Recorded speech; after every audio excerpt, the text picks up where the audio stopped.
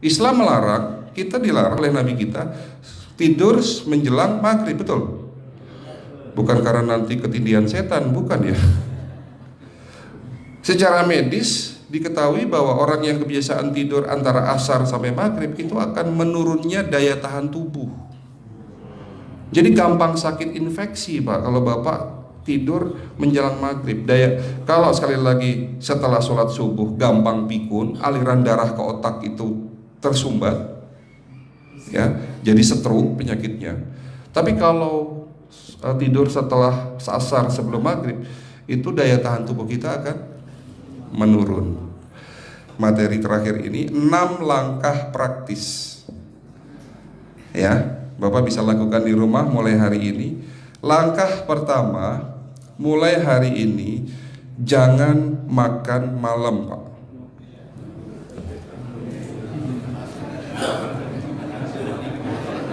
Ya, ala bisa karena biasa. Memang awalnya sulit, yang sudah kebiasaan makan malam itu sulit. Alasannya nanti nggak bisa tidur dok, betul ya? Nanti perutnya kembung, mual dan sebagainya. Itu karena kebiasaan. Dulu pun saya begitu. Tapi kalau sekali-sekali boleh Pak. Misalnya diundang hajatan gitu, tetangga ada yang kawinan hajatan, ya udah apa-apa, menghargai itu makan malam. Tapi sekali-sekali itu. Tapi kalau tiap hari ini yang nggak boleh, betul ya Pak? Jangan makan berlebihan dan jangan makan malam. Makan sate boleh nggak Pak? Boleh, siapa bilang nggak boleh? Sate itu, Bapak tahu daging kambing? Daging kambing, daging domba adalah makanan sehat, tidak berkolesterol.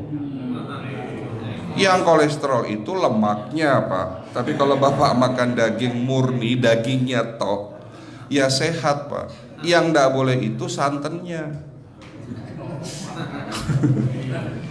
Jadi makan gulai itu jangan, kalau gulai sate aja udah, ya, ataupun dibuat apalah, dibuat empal, ya. Oke, itu yang pertama.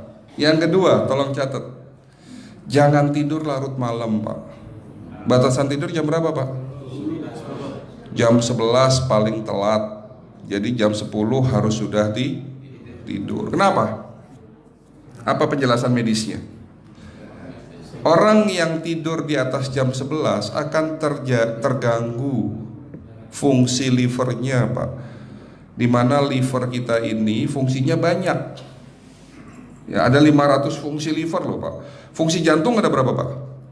Fungsi jantung 1. Fungsi jantung tugasnya untuk mompa darah. Fungsi ginjal ada berapa? 2. Absorpsi dan filtrasi. Fungsi liver 500 fungsi. Jadi organ yang paling berat dalam tubuh kita kerjanya adalah liver. Liver akan rusak manakala kalau kita tidur di atas jam 11 malam. Berarti 500 fungsi liver bisa rusak Pak. Ini salah satu penyebab diabetes. Bukan hanya kerusakan pankreas, tapi rusaknya liver bisa jadi penyakit diabetes Pak. Jadi kalau sakit diabetes itu yang terganggu itu sebetulnya bukan hanya pankreasnya, livernya pun rusak, ususnya pun rusak. Makanya dalam pengobatan diabetes di klinik kami itu bukan hanya ngobatin pankreas, tapi 3 organ penting ini saya obati: usus, liver, dan pankreas. Kebanyakan kenapa? Kalau dalam pengobatan tradisional mereka tahunya diabetes itu hanya pankreas, ya kan? Tapi di sini dalam pengobatan holistik, orang yang kena liver itu 3 organ ini pasti rusak: usus, liver, dan pankreas. Salah satu penyebab dari kerusakan liver akibat kebiasaan tidur larut malam. Jadi salah satu penyebab diabetes pun bisa karena tidur larut malam. Ya, batasan tidur jam berapa? Sekali lagi, jam 11 harus sudah tidur pulas. Jadi jam 10, setengah 11 paling lambat kita harus tidur pulas. Nanti setelah jam 1 boleh bangun. Yang penting jam 11 sampai jam 1 ini harus tidur pulas. Jadi kalau Bapak mau sholat tahajud jam 2, setengah 3 ya monggo, ya. Oke, itu yang kedua. Yang ketiga, air putih Pak dijaga 2 liter sehari. Bagaimana cara minumnya yang baik? Rasulullah sudah ngajarin kita ada 6 sunnah. Harus duduk, pakai tangan kanan, seteguk demi seteguk, membaca basmalah di saat minum, diakhiri dengan alhamdulillah, kan begitu. Ya, pagi hari minum 1 gelas bangun tidur sebelum sholat subuh. Setelah sholat subuh boleh teh, tapi juga dibilas dengan 1 gelas air putih. Sebelum mandi nanti Pak, minum air hangat. Kalau Bapak mandinya pakai air dingin boleh, tapi sebelum mandi minum air hangat, biar tubuh kita ini jangan terlalu dingin di saat kita kena air dingin. Sampai maghrib pastikan 2 liter sudah masuk dalam tubuh kita. Malam mau tidur, tolong perhatikan Ibu ya, malam mau tidur jangan banyak-banyak minum. Nggak boleh minum malam itu segelas sampai 2 gelas mau tidur, cukup seteguk 2 teguk saja. Karena kalau sampai kita minum mau tidur 1 gelas besar, ginjalnya malah rusak Pak. Ya. Oke, itu yang ketiga. Yang keempat, puasa. Lakukan puasa secara rutin, insya Allah kita sehat. Nah, untuk penjelasan atau materi puasa nanti bisa hubungin staf saya. Nanti di bulan Ramadan tahun ini, kalau memang masih ada slot 1 sampai hari ke-20, saya bisa mengisi manasik kesehatan yang berkaitan dengan manfaat puasa untuk kesehatan. Insya Allah kalau memang masih ada slot waktunya, karena kita di bulan Ramadan hanya 20 hari kita mengisi manasik. Ya. Oke, itu yang keempat. Langkah keempat. Langkah 1, 2, 3, 4. Langkah kelima. Nah, sebelum saya menjawab yang kelima, saya ingin membacakan sebuah sabda Rasulullah. Rasulullah bersabda, di dalam tubuhmu ada segumpal daging. Jika segumpal daging itu sakit, akan sakitlah seluruh tubuhmu. Dan jika segumpal daging itu rusak, akan rusaklah seluruh tubuhmu. Apa itu segumpal daging? Segumpal daging itu adalah hati. Tapi ternyata yang dimaksud Rasulullah itu bukan liver Pak.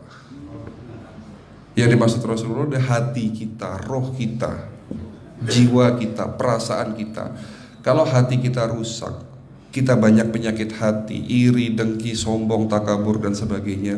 Penyakit fisik akan muncul dalam tubuh kita. Ya, tidak ada orang stres itu sehat, betul tidak Pak? Tidak ada orang yang suka marah-marah itu sehat, betul tidak? Bahkan Rasulullah mengajar senyum adalah ibadah. Senangkan orang lain, permudah urusan orang lain, insya Allah kita sehat. Ya.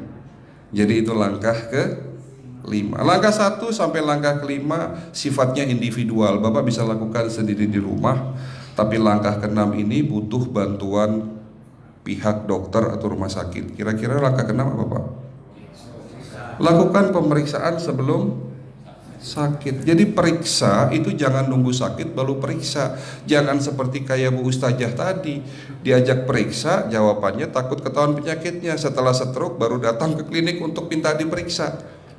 Kalau sudah stroke susah nggak nyembuhinnya Pak?